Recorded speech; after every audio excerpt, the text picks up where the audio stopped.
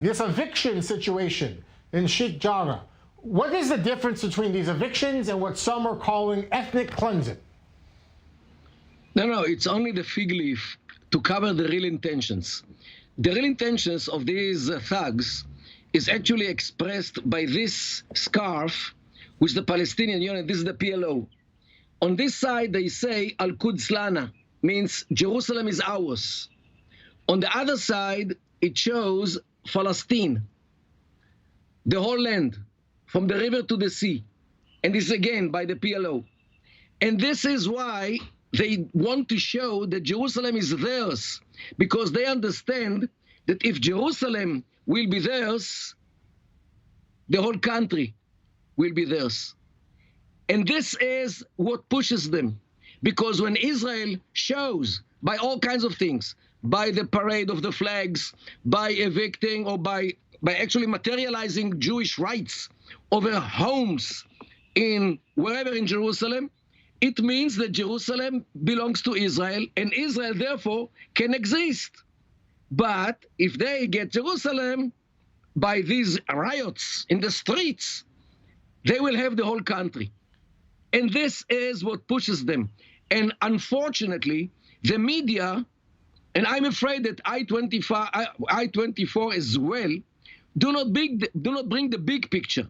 They only bring the fig leaf, which they use, the evictions, in order to show as if the whole thing is. It's not about the evictions. All right, that being said, I'm gonna cut you off here, Mordechai, because I-24 News is not just showing the fig leaf. That's why we have you as a guest here to explain, and you are explaining. But I do want to ask though, even about the evictions situation. I mean, can you? There may be, that is one small part of what you're talking about, this larger issue, that Hamas and other organizations and terror groups are exploiting. But then at the heart of the issue, can you touch on the evictions themselves? Is this unjust? Look, Hamas takes advantage of this mainly because of the Iranians' dictate. Because don't forget that we also coincide with the Al-Quds Day, which was announced by the Iranians, not by the Sunnis, by the Shia, because they want to show that they are better Muslims than the Sunnah. So Hamas actually works with this, not to mention the Islamic Jihad, which is sponsored by Iran. So this is actually, Iran is behind those whole things. And now, there is another reason which people do not know. Every single year, until last year, dozens of thousands of youngsters, Palestinian youngsters, were moving from the Judea and Samaria, aka the West Bank, to Europe, to America. They were migrating. This year, they are stuck in the country because of the coronavirus, because of the COVID.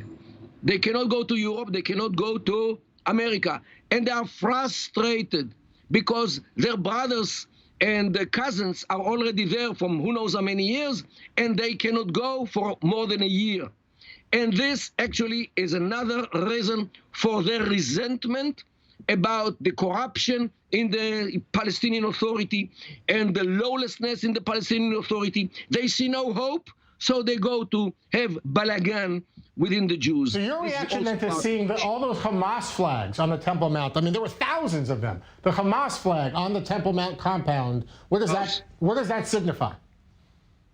It signifies the fact that people are sick of the Palestinian Authority. The Palestinian Authority lost its legitimacy, and Hamas actually, who planned to win in the elections, actually found themselves without elections because Abu Mazen postponed for who knows how long the elections. But here I have to give you another thing which people are not aware of. The whole idea of the elections came from the Biden administration.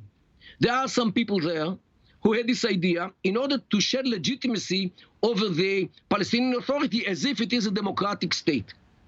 However, later they found out that Hamas might win, and this is too much even for the Americans. Yeah. So they actually forced Abu Mazen to cancel the elections, claiming that this is because Israel doesn't let the Palestinians make the elections in Jerusalem as well.